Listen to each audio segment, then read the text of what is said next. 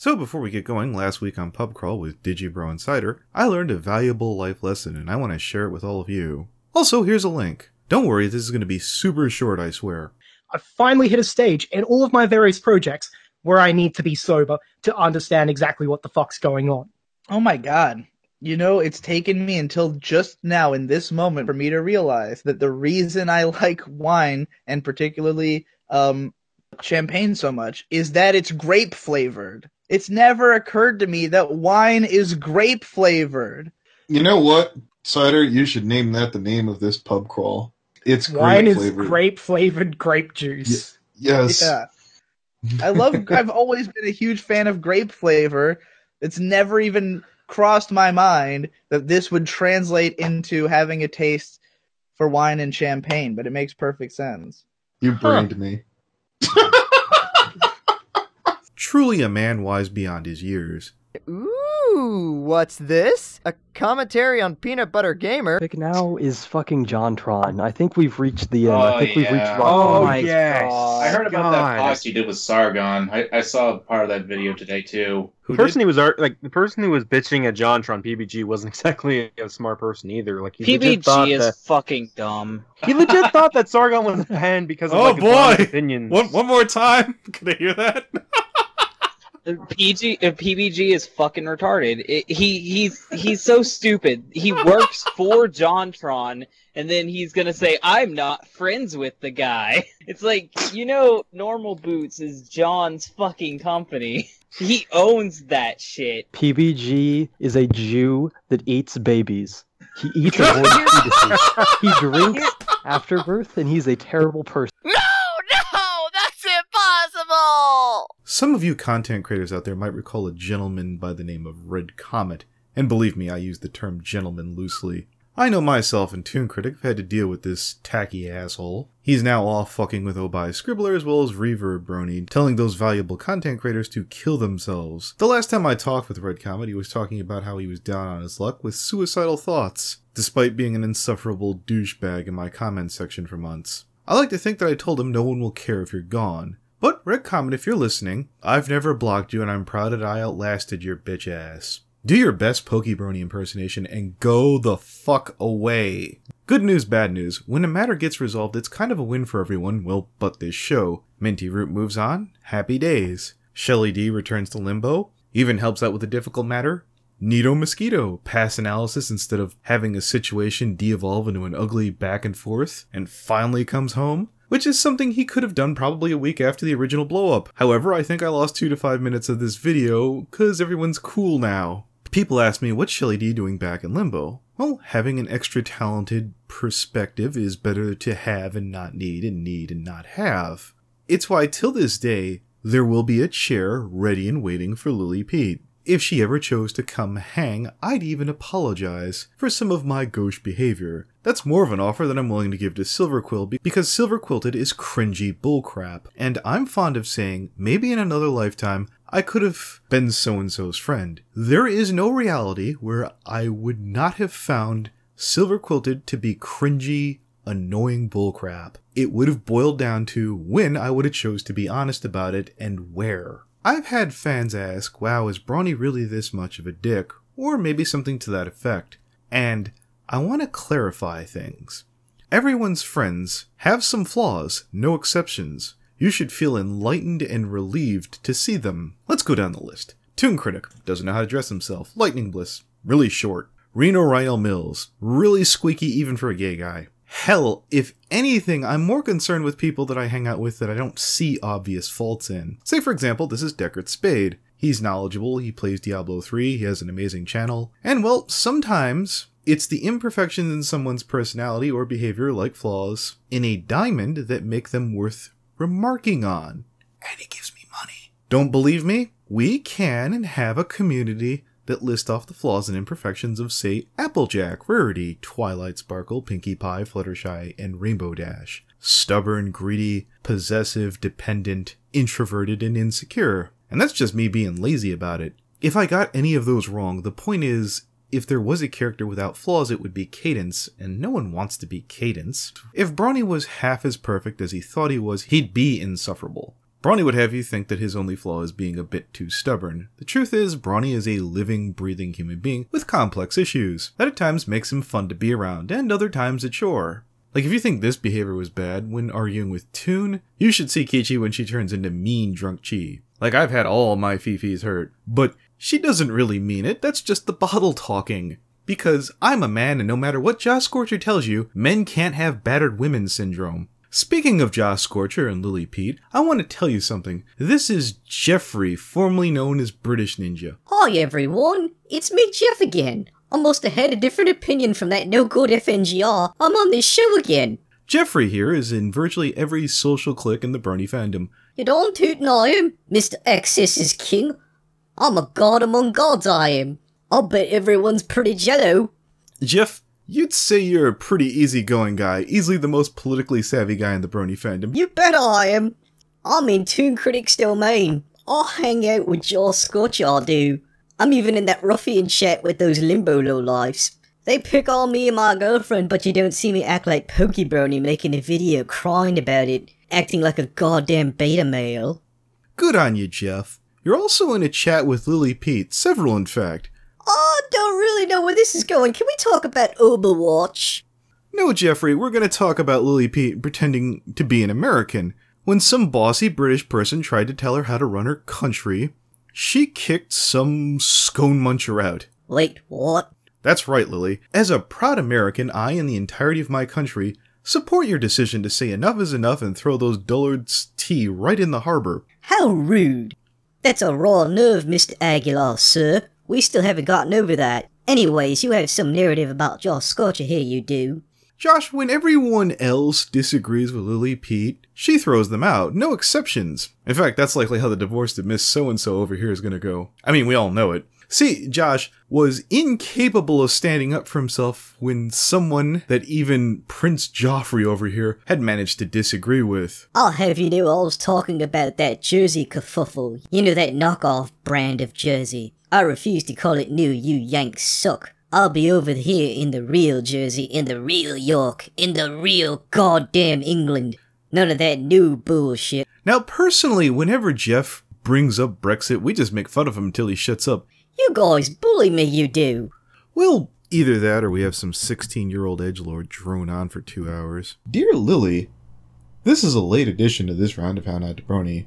I and a fair share of my peers have bumped heads with Saphire Heart Song. However, those misunderstandings come from allegiances and friendships. You, on the other hand, are just being a lazy fuck. You do understand that if you didn't treat an artist like shit, like you wouldn't have to stop using Bliss's art. And now look, you've pissed off another artist. Now, even I can't pay for every piece of art I get. We're not Dr. Wolf, and we can't shake down talented artists for 213 pictures. And yes, this is a fact. Not a single dollar for a single one. All free. That's for a recent moment with Dr. Wolf. But that'll be a surprise. If you forgot to ask to use someone's art, and then they confront you about it, try not to be a penis about it. Lily's Tumblerina shook me down for $70 because I used her substandard art. And let's be honest, Orchid couldn't hold a candle to Sapphy if her fucking life depended on it. But then again, I'm not an art expert. You know what would be fun? If I got 4 art experts to run Orchid's art side by side on Analysis Daily with Sapphy's. But let's be honest, Lily, I doubt 4 artists would want to be that mean-spirited. But then again, you never know. By the by, this keeps piling on. This is Riley Miller. We nabbed him for Limbo's Skype chat group about 2 months ago or so. Every once in a while, we would bitch about you, and he would politely shake his head and disagree or agree. But for everyone else listening in, Riley is a former patron of Lily Pete's. But like British Ninja, he had a difference of opinion, and Lily, in true Lily fashion, tossed him out on his ass. Let's read some of those parting words, Lily.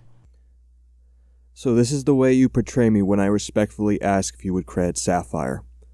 Something that wouldn't even take 5 minutes to do, and you portray us in a typical South Park caricature?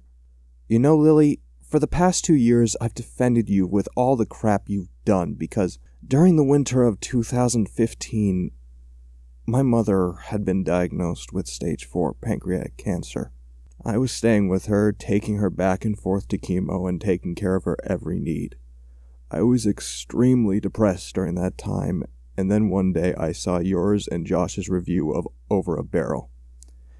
And that's what got me into the Brony fandom, which helped me through one of the most difficult times of my life. During the time I was taking care of her, and her subsequent death, I felt like I owed you and Josh for introducing me to this fandom which had helped me through one of the most difficult times of my life. And I made so many friends because of it. So I became patrons to both you and Josh. I wish you the best of luck with your depression, Lily, and your future. And I hope that one day you will get rid of the chip on your shoulder that you claim we have. Goodbye. This wasn't a response to you. Anime Christie put in a comment on YouTube bemoaning the exact same thing, just in a far less pragmatic and far more diva artist manner. An attitude with which I have absolute zero tolerance for, as I explained in another post later on. Wait. Let me turn my white privilege way up. If I can be brutally honest, I said I would think about it only because you asked. Had it been Anime Christie herself to confront me about it, I would have told her to go pound sand. And if something as insignificant as a knob post, of which I make dozens of, within a single week is all it takes for you to abandon ship, then you were never all that engaged as a viewer to begin with. Toodles! This has nothing to do with nothing, but I want to congratulate CloudCuckooCountry for finding a new winning series called Book Burning. Here he and the King of Kings, Crowne Prince, take the piss out of bad books. And I want to play you a brief clip for your enjoyment. He looked back up at me. "Who are you?" he asked again. When I failed to answer immediately, he went on. "If you can afford to pay me so much, then surely you can afford to have some perfumed mincing fop or other come to you in the comfort of your own palazzo and teach you. Why come here, in the middle of the night, no less, to seek me out?" This dialogue is awful. "That is quite the lengthy tale, Padre," I answered. "Suffice it to say that I have heard that there is no better violinist in all of Venice than yourself, and that is why I have gone to such lengths to find you." What lengths? She found him in his house. It's not like she had to meet him in the basement of an opium den. What could this girl possibly have needed to do to find Vivaldi if meeting him only involves turning up at the right address? He frowned, not satisfied with so vague an explanation. I'm not satisfied with so vague an explanation. If you'll notice, by now, in lieu of having anything to bitch about, I'm just kind of showing a bunch of fun, interesting things that I found over the week. Like, isn't it terrible I've been off enjoying life? But I did find something somewhat relevant and topical about 2 weeks ago to the topic of Brony, though it might not be grossly apparent at first. This channel is called the Pedantic Romantic, and his video, How Digi Brony Killed an Anime. First things first, I love this video, and the content creator is amazing. I'd killed and nabbed Mr. Pedantic Romantic for a podcast. He did this super nice disclaimer at the start. Let's establish a couple of key points right off the bat, because unless a video restricts itself to making one incredibly simple point, its title can't possibly encapsulate the entirety of its arguments, and as such, outrage at its failure to do so must be headed off immediately, it seems. This will not be me dancing over the corpse of SAO, nor will it be me hailing Digibro as some kind of analytical savior who is able to beat back this scourge from our shores. Similarly, this will not be an attack on the man for daring to expose the community to the danger of expressing his opinion when he has enough of a following for that opinion to influence some people. Indeed, this won't be much of a focus on personalities and community figureheads at all. Indeed, this is a very sound, level-headed video, made with loving care and appreciation not to step on any toes and present the facts without malice or ill intent. Indeed, this is what I would have liked to have made How Not to Brony, if my analysis chops were half as good as I believe that they are. This gentleman in 7 months has shown a more knowledgeable appreciation for giving a wider worldview than I could in 2 to 3 years. If I would have done this piece, going through them chronologically. Glass Reflections started us off, getting his review up on January 7th of 2013, just 2 weeks after SAO's first season had finished airing. Now this review is somewhat odd in that it contains fairly heavy criticism of the show, without too many positives, and yet the meticulously calculated score it ends up receiving is a 7.5 out of 10, with the puzzling comment from Arcada that, though the show may have plummeted from an attempted rise up the mountain of anime greatness, the ride down was, to some degree, highly enjoyable, if for no other reason than to just watch the continuous supply of fail. He rounds things off by saying the series gets, quote, major props for having an ending that could have been much worse. What we see here is Sword Art Online being spoken of much more positively than you'd think it should be viewed by this person considering the pros and cons they offer. Oh, you better believe I would have hijacked the narrative right here. Now, while I might come off as overly harsh on Glass Reflections' remarks as ultimately being spineless or devoid of conviction, it's the same sort of crap that Silverquill has done when realizing having an opinion would cost you subscribers or patrons. In a sea of Dr. Wolves or Jaw Scorchers, it would be easy to find a review where a content creator was covering something and saw something wrong, and just didn't pull the trigger, and to be fair, I've done it. In Glass Reflections' defense, sometimes one just doesn't want to hear the wail of the screaming masses, so, as content creators, we bite our lip and find ways to sneak on what we really feel for our more hardcore fans, who are paying attention, and throw up a simple score for the idiots who can't see the forest for the trees. And again, I can't safely say that Glass Reflections is every bit the spineless weasel Jaw Scorcher is in expressing his tastes. His content is not my field of expertise. If you're an anime fan, I'll see you in the comments section below, but about that narrative that your Uncle F and GR would have created. What Digibro did that had not been done up until that point was really dig into those things that were mostly mentioned in general terms in the prior discussions of the series. Those issues, whose presence was almost always acknowledged in reviews, unless you write for Kotaku, that is. Taking clear influence from Red Letter Media's seminal Plinkett reviews, Digi unpacked the flaws to a degree which had been unseen by most until this video. For the first time, people were confronted with both the sheer number of strange plot, character, and world-building inconsistencies there were, and with the severity of those holes, some of them being so gaping as to entirely break the logic of the show for many once they realized them. Here's the most significant paradigm shift this information caused, though. It made it look dumb to like SAO. Obviously, in the eyes of many, it remained totally fine to do so, and obviously many did continue to do so. But with almost as many people having viewed it as those who have it listed on their MAL profiles, this video confronted the community with the fact that if from no other standpoint than a technical writing one, Sword Art Online was not good. The objective truth, once again in a sea of candy asses, the lone, solitude voice willing to pull the trigger and offer an unpleasant reality, you guessed it, Bronies and Pegasisters, it was Digibro.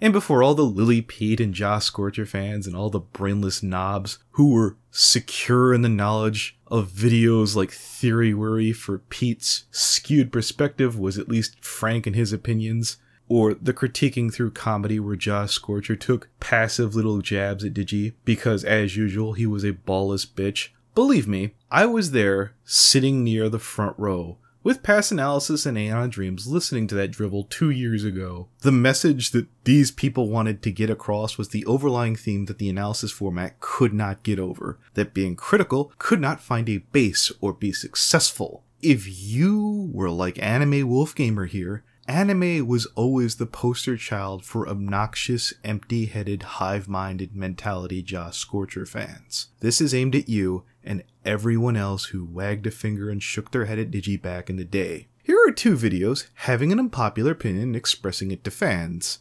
900,000 and 800,000 rounded down. Jaw Scorcher's current sub count on his main channel is 129,000. Digi's current sub count on his main channel is 275,000. Dear Josh, when you were off getting older, Digi was off getting bolder. If you were a fan who helped piss away this massive community asset we used to have and felt like you won, just remind yourself when fanon projects like Double Rainbow or the comics or hell even Equestria Girls, the person who was willing to put those over was Digi. I forget, how did Josh act around Double Rainbow? You're wondering why we don't get nearly as many fanon animations. If it's not sinking in, let me use an analogy you might understand. You bet on the wrong horse. If your fifis are currently hurting right now, this is my truth, this is my fandom, and out of my dead cold hands. Speaking of my fandom, to a more uplifting topic, we're going to talk about BronyCon, and the good news and the bad news, depending on your standpoint, is this one does involve drama. According to Shelly D, there's a movement on various Skype chat groups, including the Equestria Daily one, and the Horse News Skype chat group, called Horse or Die, that sprung up because BC is having some non-Brony stuff, including gaming and Pokemon at BC. Now, it's the one event I go to, but many members of Equestria Daily and Horse News are literally yelling betrayal and BronyCon is dead and now we're going to Babs. And I can make all the jokes in the world that BC is now harassment free. I mean, I do have my concerns. If we're getting more events, I mean, there was room for more where BronyCon was being held, and that would be a net gain. If we're losing a handful of events, hopefully not analysis panels as far as I'm concerned, where I can catch Toon Critic and friends perform. I'm pretty sure I can make do. It's a matter of what's lost and what's gained, and if Horse News wants to get all huffy, or Equestria Daily wants to get into the deep end of the Tism pool, that's on them. I've met Rurifag last year, and outside of him trying to kiss Kichi's hand, he was aight. I think I met Aperture Tech from Horse News the year before that. He gave me his card and I passed it along to a friend.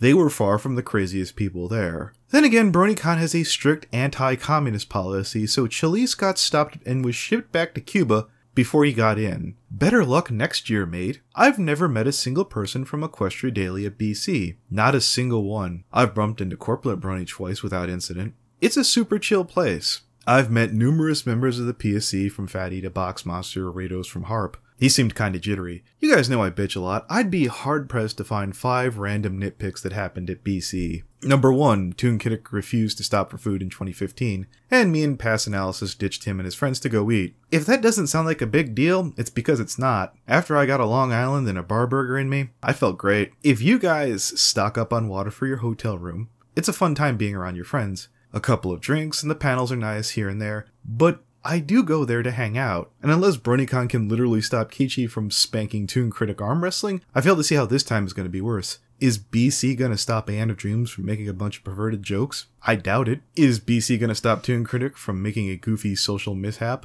that we'll all remember fondly in a week later? See my point? It's stuff that happens around the con that's the real reason to go. Me? I'm hyped. I'll be there come hell or high water. If you're not going this year, boy are you missing out. Limbo is going to be there en masse, and for me, having your Skype chat group hang around you real time for 3 to 4 days with virtually nothing going wrong is an experience to behold. I'd encourage you guys to behave, but everyone kinda does. So 3 rules of thumb: when you're hungry, eat; when you're tired, sleep; and when people start staring at you, shut up or stop doing whatever you're doing. You're probably pissing someone off. And if you don't, hey, I'll see you here. 'Cause fuck you, that's why. Mwah! I almost covered the untimely death of Spicy Demon, aka Jennifer, in How Not to Burn in 26, due to a post on DA February 8th on how she had passed in bed, possibly due to suicide. And thankfully, one of my peers pointed out shortly thereafter, Bright Ideas DeviantArt, titled The Value of Being Skeptical, stated where supposedly an unnamed individual had hacked Spicy's account, and this had all been a cruel prank. I've had this information for some time now. It's somewhat public knowledge, and mostly my area of concern lies with the fact that I have Spicy Demon's Skype contact. And naturally, I sent the ever so classy, "Hey, are you alive?" remark, and that was days ago. I haven't heard anything, nor have I talked to anyone directly who can confirm whether she's alive or otherwise. Now, Spicy is a really cool person. I just know that she wound up owing some money, and then this happened. Now, I'm not going to report on that amount here. It wasn't a little, but later on in life, you might be able to look back at that loss and shrug it off, assuming that Spicy is in fact still alive. I saw, sadly, the not too unfamiliar "I'm starving" post that comes with many talented artists. So, just in case we never hear from Spicy ever again, if you see any posts like these, if you've got some spare coin to kick in, it might be a prudent move. On that note, lethalauroRamage's commissions are now open, and her prices and work are beyond reasonable. I'm not suggesting charity, though that might be appreciated. Go nab a commission. She could really use it. Tasteful, you can cut it out. No. A long time ago, I used to edit shit out when I was, a long time ago when I was trying to impress and get the nicer people in my fandom. Now that I've got all the nice people, I can do whatever the fuck I want. Look, ski, and I don't care if people hear me on this one. If Judel takes that seriously, that will be the most hilarious thing ever. Ski, she's more of a woman than Lily Pete. Oh. Hello, true believers. This is your glorious leader, Lily, gracing you with her illustrious presence to brighten your meager peasant day. Not really. Could you imagine, though?